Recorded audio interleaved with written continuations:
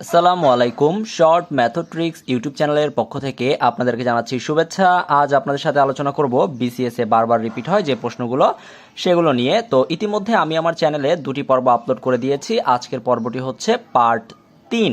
তো যারা দুটি পর্ব দেখেননি তারা অবশ্যই দেখে নেবেন। তো আজকে শুরু করতে যাচ্ছি 11 নম্বর অঙ্ক থেকে। তো চলুন 11 নম্বর অঙ্কে কি আছে আমরা একটু দেখে নেই। 11 নম্বর অঙ্কে বলেছে √2 ডিভাইডেড বাই √6 প্লাস 2 সমান কত। এটি কিন্তু 32তম এবং 26তম বিসিএস পরীক্ষাতে এসেছে। তো আমি অঙ্কটা ভেঙে ভেঙে করে দিচ্ছি আপনাদের বোঝার সুবিধার্থে। সবাই একটু মনোযোগ দিয়ে খেয়াল করুন। আমার প্রশ্নটা কি? প্রশ্নটা হচ্ছে √2 ডিভাইডেড বাই √6 প্লাস 2, তাই না? আচ্ছা, এবার আমরা এক কাজ করতে পারি। কি কাজ করতে পারি সেটা হচ্ছে উপরে √2 যেরকম আছে সেরকম রেখে দেই, নিচে এই যে 6 আছে রুটের ভিতরে, তো আমরা 6 কে এভাবে লিখতে পারি। কি লিখতে পারি? 2 ইন্টু 3 লিখতে পারি, তাই না? আর এখানে যে 2টা আছে সেটা এভাবে রেখে দেই। ওকে, আচ্ছা, এরপর একটু খেয়াল করে দেখুন, এই যে 2 ইন্টু 3 রুটের ভিতরে, এইটা সমান আমরা কিন্তু আলাদা আলাদা করেও রুট লিখতে পারি। অর্থাৎ এই রুটটা কিন্তু 2 এর উপরে 3 এর উপরে, তাহলে আমরা উপরে √2 আছে সেরকম রেখে দেই, আর এইটাকে আলাদা আলাদা করে ফেলি, √2 ইন্টু √3। ভাইয়া 2কে কিন্তু আমরা চাইলে এভাবে লিখতে পারি, সেটা হচ্ছে √2 ইন্টু √2। ভাইয়া কিভাবে, এটা কিভাবে লিখলেন? 2কে কিভাবে √2 ইন্টু √2 লিখলেন? একদম সহজ, একটু খেয়াল করে দেখেন। √2 ইন্টু √2 তার মানে হচ্ছে √2 আছে কয়বার? √2 আছে 2 বার। তাহলে এই √2 লিখে আমরা এটাকে যদি স্কোয়ার করে দেই, এটার মানে হচ্ছে √2 আছে কয়বার? 2 বার। তাহলে স্কোয়ার আর রুট কাটাকাটি করে দিলে আমার কিন্তু সেই 2ই চলে আসতেছে। তার মানে আমরা 2কে লিখতে পারি √2 ইন্টু √2। ওকে, আচ্ছা, এবার একটু খেয়াল করেন, উপরে √2 আছে সেটা এভাবেই রেখে দিলাম, আর নিচ থেকে কমন নিতে পারি আমরা নিচের অংশটা থেকে, অর্থাৎ এই প্লাসের আগে একটা অংশ, এই প্লাসের পরে একটা অংশ, তাহলে এই দুইটা অংশ থেকে কমন যাচ্ছে হচ্ছে √2। তাহলে √2 যদি আমরা কমন নিয়ে ফেলি তাহলে কি থাকে? আমার থাকছে √3 প্লাস √2। ওকে, অর্থাৎ এখান থেকে এই একটা √2, এই একটা √2 ধরেন কমন নিয়ে ফেললাম আমরা, বাকি যেটা থাকে সেটা আমরা লিখে ফেললাম। ওকে, আচ্ছা, এবার একটু দেখেন, এখানে উপরে আছে √2, নিচেও আছে √2, আমরা কাটাকাটি করে দিতে পারি। তাহলে উপরে কি থাকে? উপরে থাকে শুধু 1, আর নিচে হচ্ছে √3 প্লাস √2। ওকে, আচ্ছা, এটুকু পর্যন্ত আমি আশা করি সবাই বুঝতে পেরেছেন। ভাই এখন কি কাজ করব? এখন যে কাজটা করব সেটা একটু খেয়াল করেন, সেটা হচ্ছে উপরে আছে 1, নিচে আছে √2 প্লাস √3 প্লাস √2। তো আমরা এই অবস্থায় এসে আমরা যে কাজটা করব সেটা হচ্ছে নিচে যেটা আছে সেটা আগে লিখে ফেলি, √3 প্লাস √2। ওকে, আচ্ছা, এবার দেখেন নিচে √3 প্লাস √2 আছে, তাহলে আমরা এক কাজ করি, সেটা হচ্ছে নিচে যেই চিহ্ন যুক্ত আছে, অর্থাৎ এখানে আছে প্লাস চিহ্ন যুক্ত, অর্থাৎ √3 প্লাস √2, আমরা এক কাজ করব √3 মাইনাস √2, অর্থাৎ সংখ্যা সব একই থাকবে, শুধু প্লাসের পরিবর্তে মাইনাস নিয়ে আসলাম, অর্থাৎ √3 মাইনাস √2 অতিরিক্ত আকারে লিখলাম, নিচে গুণ আকারে লিখলাম। তাহলে নিচে যেহেতু এটা লিখেছি অতিরিক্ত, তাহলে আমার উপরেও এই জিনিসটা লিখে দিতে হবে √3 মাইনাস √2। ভাই কেন? কারণ আমি এই দুইটা যদি কেটে দেই, √3 মাইনাস √2, √3 মাইনাস √2, তাহলে কিন্তু আমার আগের সংখ্যাটাই থেকে যাচ্ছে, আগের অবস্থানই থাকছে। তো এবার এটাকে একটা কাজ করা যায়। কি কাজ করা যায়? উপরে যেরকম আছে সেরকম লিখে দেই, উপরে কোনো কাজ করার নাই, তাহলে √3 মাইনাস √2, আর নিচে দেখেন, নিচে এসে আবার একটা সূত্র প্রকাশ করা যায়, সূত্রে প্রকাশ করা যায়, সেটা হচ্ছে a plus B into a minus B. তার মানে আপনারা অলরেডি ধরে ফেলেছেন কি সূত্র, তাই না? তার মানে হচ্ছে a square minus B square, তাই না? আচ্ছা, তাহলে ঠিক একই রকম ভাবে আবারও উপরে √3 মাইনাস √2 আছে, লিখে ফেলি, আর নিচে যে কাজটা করতে পারি সেটা হচ্ছে a স্কোয়ার আর রুট কাটাকাটি করলে এখানে থাকে 3, আবার এখানেও a স্কোয়ার আর রুট কাটাকাটি করলে এখানে থাকে 2। তাহলে একটু খেয়াল করে দেখেন, 3 থেকে 2 চলে গেলে নিচে কত আছে? 1, তাই না? নিচে আছে 1, আর উপরে যেটা আছে সেটাই বসিয়ে দেই, √3 মাইনাস √2। তো নিচে 1 থাকা যে কথা, আর শুধু যদি আমরা লিখি এরকম যে √3 মাইনাস √2, দুইটাই একই কথা, কারণ এই রকম লেখা মানে হচ্ছে নিচে কিছু নাই মানে কি আছে? 1 আছে। তাহলে বন্ধুরা বলেন আমাদের অ্যান্সার কোনটা? আমরা কিন্তু পেয়ে গিয়েছি, আমাদের অ্যান্সার হচ্ছে অপশন গ নাম্বারটা, অর্থাৎ √3 - √2, অর্থাৎ √2 ডিভাইডেড বাই √6 প্লাস 2 এর মান কত? √3 - √2। এটা কিন্তু 32তম এবং 26তম বিসিএস পরীক্ষাতে এসেছে। অঙ্কটা খুবই গুরুত্বপূর্ণ। তো ভিউয়ার্স, এবার চলুন আমরা 12 নম্বর অঙ্কটা দেখি। 12 নম্বর অঙ্কে বলেছে 0.4 গুণ 0.02 গুণ 0.08 সমান কত? এটি দেখুন 37তম এবং 39তম বিসিএস পরীক্ষাতে এসেছে। ভাই এই অঙ্কগুলো একদম সহজে করে ফেলতে পারবো আমরা। আমাদের ফার্স্ট কাজ যেটা করতে হবে, গুণের অঙ্কগুলো, দশমিকের গুণ অনেকেই করতে পারেন না, একটু তারা মনোযোগ দিয়ে দেখেন। সেটা হচ্ছে আমার ফার্স্ট কাজ যেটা হবে সেটা হচ্ছে এই যে দশমিকের পরে, হ্যাঁ, যদি পূর্ণ সংখ্যা থাকে, যে পূর্ণ সংখ্যাগুলো দেওয়া আছে এই অঙ্কটার ক্ষেত্রে, সেই পূর্ণ সংখ্যাগুলোকে শুধু আমরা কাউন্ট করব। অর্থাৎ এখানে আছে 4, এখানে আছে 2, এখানে আছে কত? 8। আমরা এই সংখ্যাগুলোকে আগে গুণ করে ফেলি, অর্থাৎ 4 গুণ 2 গুণ 8, তাহলে কত হয়? 4 দুগুণে 8, 8 8 64, তার মানে হচ্ছে 64। আচ্ছা, এখন আমাকে যে কাজটা করতে হবে সেটা হচ্ছে এখানে 64 লিখে ফেলেন, আগে 64 লিখে ফেলেন। ওকে, আচ্ছা, এবার দেখব দশমিকের ডান পাশে টোটাল কয়টা ঘর আছে বা কয়টা সংখ্যা আছে। আসেন, দশমিকের ডান পাশে দেখা যাচ্ছে এই একটা, তারপর হচ্ছে এখানে আছে 2টা, এখানে আছে 2টা, তাহলে টোটাল কয় ঘর আছে দশমিকের ডান পাশে? 1 2 3 4 5। তাহলে আমাকেও দশমিকের ডান পাশে অ্যান্সার যেটা আমরা পাবো সেখানেও টোটাল দশমিকের ডান পাশে 5টা ঘর থাকতে হবে। তো অলরেডি 64 লিখতে গিয়ে আমরা 2টা ঘর পেয়ে গিয়েছি, তাহলে বাকি থাকে আরো 3টা ঘর। তাহলে সেই 3টা ঘর আমরা 3টা শূন্য দিয়ে ফিল আপ করে নিব, তারপরে দশমিকটা বসিয়ে দিব, অর্থাৎ 0.000064। তার মানে এটাই হচ্ছে আমার অ্যান্সার। তাহলে এটা কোথায় আছে? অপশন গ নাম্বারে দেখতে পাচ্ছি আছে। ক্লিয়ার? তো ভিউয়ার্স, এবার চলুন আমরা 13 নম্বর প্রশ্নটা দেখি কি বলেছে। বৃত্তের ব্যাস 3 গুণ বৃদ্ধি করলে ক্ষেত্রফল কত গুণ বৃদ্ধি পাবে? তো এই অঙ্কটা দেখেন কতবার এসেছে, 31তম লিখিত, 32তম ও 27তম বিসিএস পরীক্ষাতে এসেছে। এই অঙ্কটার আমি আপনাদেরকে একদম শর্টকাটে কিভাবে করবেন সেটা আগে দেখাই দিচ্ছি, তারপরে আপনাদেরকে গতানুগতিকটাও দেখিয়ে দিব। সব সময় খেয়াল করবেন যে এই টাইপের প্রশ্নে এখানে কত গুণ বলেছে। যেমন বলেছে বৃত্তের ব্যাস 3 গুণ বৃদ্ধি করলে ক্ষেত্রফল কত গুণ বৃদ্ধি পাবে। এখানে বলেছে 3 গুণ বৃদ্ধি করলে, এখানে যেই সংখ্যাটা থাকবে শুধু সেই সংখ্যাটাকে স্কোয়ার করে দিবেন, অর্থাৎ 3কে স্কোয়ার করে দিলে আমরা পাচ্ছি 9, তার মানে 9 গুণ বৃদ্ধি পাবে। ক্ষেত্রফল কত গুণ বৃদ্ধি পাবে? 9 গুণ বৃদ্ধি পাবে। তো এটা হচ্ছে এই অঙ্কের শর্টকাট। তাহলে সঠিক উত্তর হচ্ছে অপশন খ নাম্বারটা। ঠিক আছে, এবার আমরা একটু বিস্তারিতভাবে এই অঙ্কটা করব। ওকে, তো ভিউয়ার্স, এবার চলুন আমরা এই অঙ্কটার গতানুগতিক দেখি। ঠিক আছে, যদি গতানুগতিকে সলভ করতে চান তাহলে কিভাবে করবেন একটু খেয়াল করে দেখুন। আমাকে প্রথমেই একটু ধরে নিতে হবে যে ধরি বৃত্তের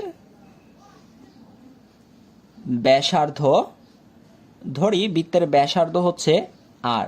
ঠিক আছে, তাহলে বৃত্তের ব্যাস কত হবে? তাহলে ব্যাস হবে হচ্ছে আমরা জানি 2r, তাই না? ব্যাস হচ্ছে 2r। আচ্ছা, তাহলে ক্ষেত্রফলটা কত হবে সেটা আমরা বের করে ফেলি। ক্ষেত্রফল, তাহলে সেই বৃত্তের ক্ষেত্রফল কি? ক্ষেত্রফলের সূত্র হচ্ছে পাই আর স্কোয়ার। ক্লিয়ার? ধরি বৃত্তের ব্যাসার্ধ হচ্ছে আর, ব্যাস হচ্ছে 2r, তাহলে ক্ষেত্রফল হবে কত? পাই আর স্কোয়ার। এবার একটু খেয়াল করে দেখেন, সেটা হচ্ছে আমাকে বলেছে যে বৃত্তের ব্যাস 3 গুণ বৃদ্ধি করলে, অর্থাৎ এই ব্যাসটাকে এবার তারা বলতেছে 3 গুণ বৃদ্ধি করে দিব।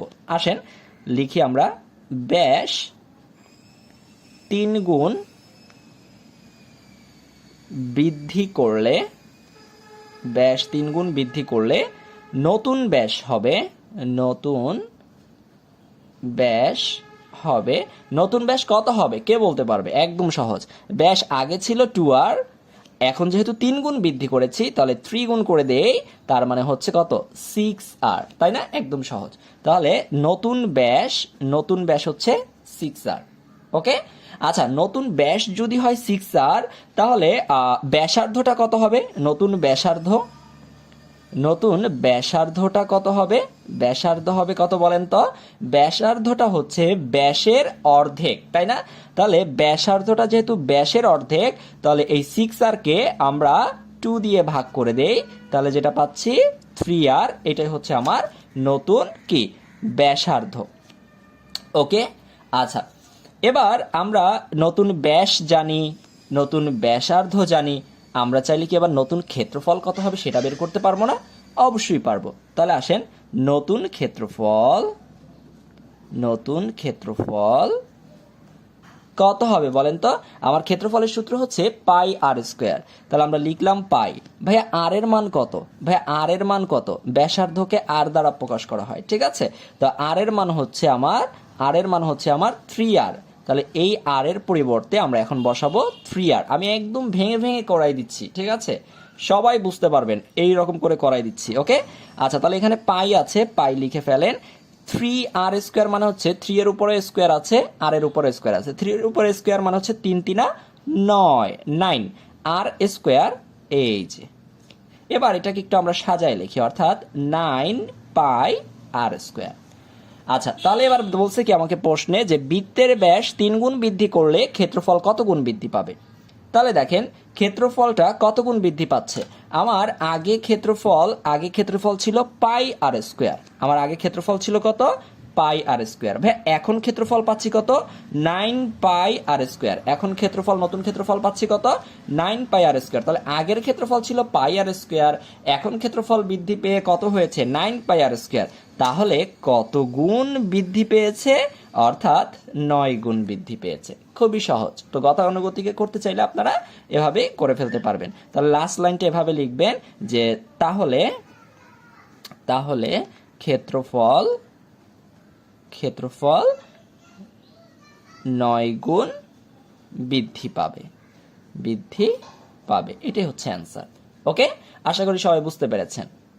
তো ভিউয়ার্স, এবার চলুন আমরা 14 নম্বর অঙ্কটা দেখি কি বলেছে। নিচের কোনটি ক্ষুদ্রতম সংখ্যা 15তম, 30তম, 41তম বিসিএস পরীক্ষাতে এসেছে? এই অঙ্কটা যে শুধু বিসিএস পরীক্ষাতেই বারবার আসে তা না, প্রাইমারি পরীক্ষা বলেন, যে কোনো চাকরি পরীক্ষা বলেন, প্রচুর পরিমাণে আসে। একটা অঙ্ক এরকম থাকে যে নিচের কোন সংখ্যাটি ক্ষুদ্রতম সংখ্যা অথবা বৃহত্তম সংখ্যা। তো আমরা কিভাবে করব? আমরা কাজ করব, সবগুলোকে আমরা ভগ্নাংশে রূপান্তর করে নিতে পারি অথবা দশমিকেও রূপান্তর করে নিতে পারি।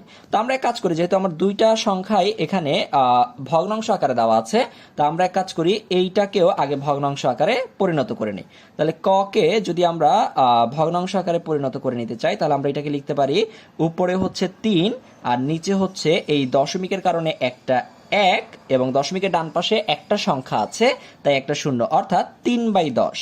তো আমরা এখন এটাকে কল্পনা করব যে এখানে 0.3 নেই, এখানে আছে কি অপশন ক নম্বরে দেওয়া আছে 3/10। ওকে, আর এইটাকে যেহেতু এখানে এই খ নম্বর অপশনে যেহেতু রুট ওভার 0.3 দেওয়া আছে, এটার মধ্যে রুটের মান দেওয়া আছে, তো আমরা এইটার কাজ করব সবার শেষে, এই খ এর কাজ করব সবার শেষে, ঠিক আছে?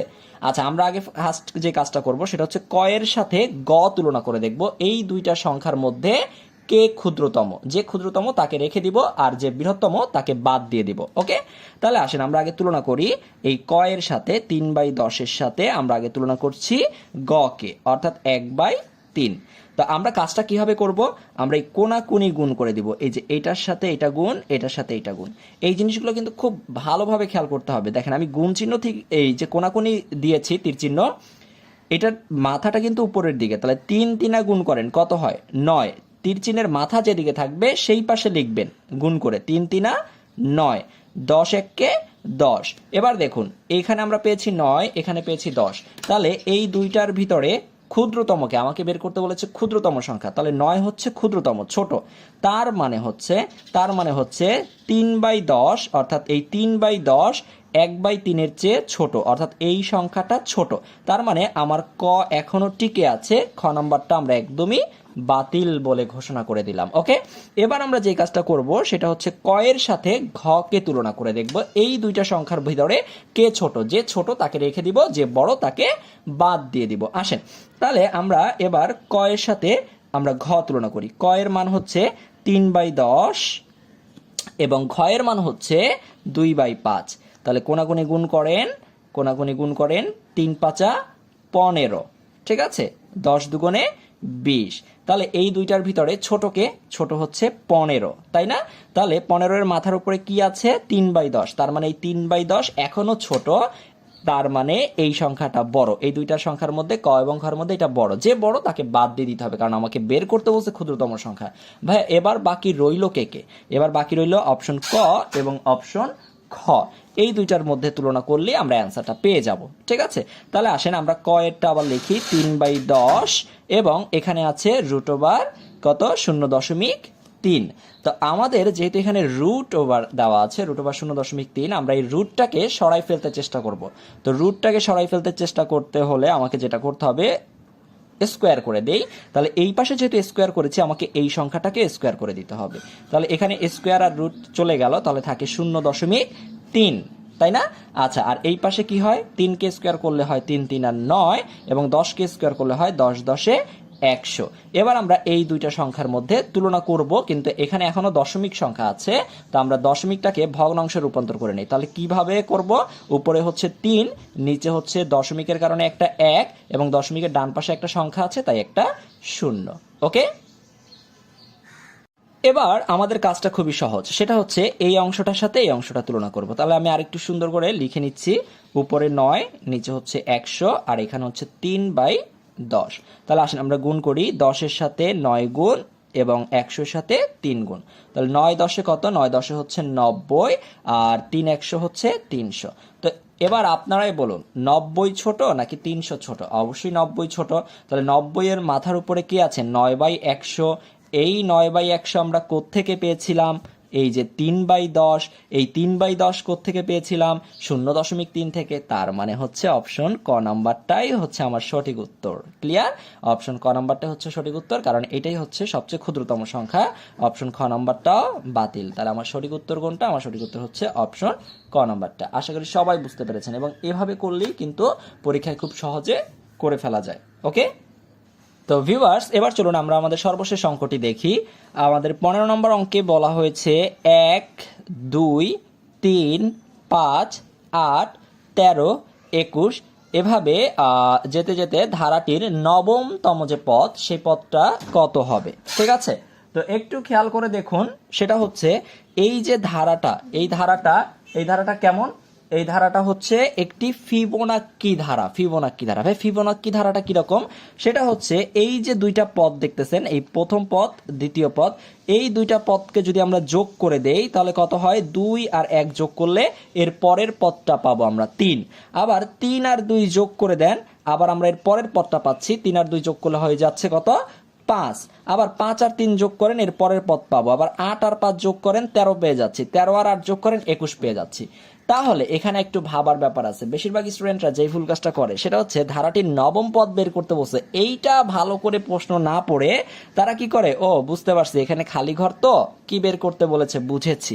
তাহলে আমার ফার্স্ট কাজ হচ্ছে 2 আর 1 যোগ করলে যদি 3 পাই, 3 আর 2 যোগ করলে 5, 5 আর 3 যোগ করলে 8, 8 আর 5 যোগ করলে 13, 13 আর 8 যোগ করলে 21, 21 আর 13 যোগ করে দিচ্ছে। দেখেন, 21 আর 13 যোগ করলে হয় কত? 34, তাই না? এই 34টা এখানে বসিয়ে দেয়। তারপরে কি করে? অপশন ক নাম্বারটা দাগায় দিয়ে আসে, যে সঠিক উত্তর হচ্ছে অপশন ক নাম্বারটা। ভাইয়া এইখানেই সবচেয়ে মস্ত বড় ভুল কাজ করে এসেছেন আপনি। কেন ভাইয়া ভুল কাজ করলাম? কোথায়? সেটা হচ্ছে আপনাকে বের করতে বলেছে ধারাটির নবমতম পদ কত।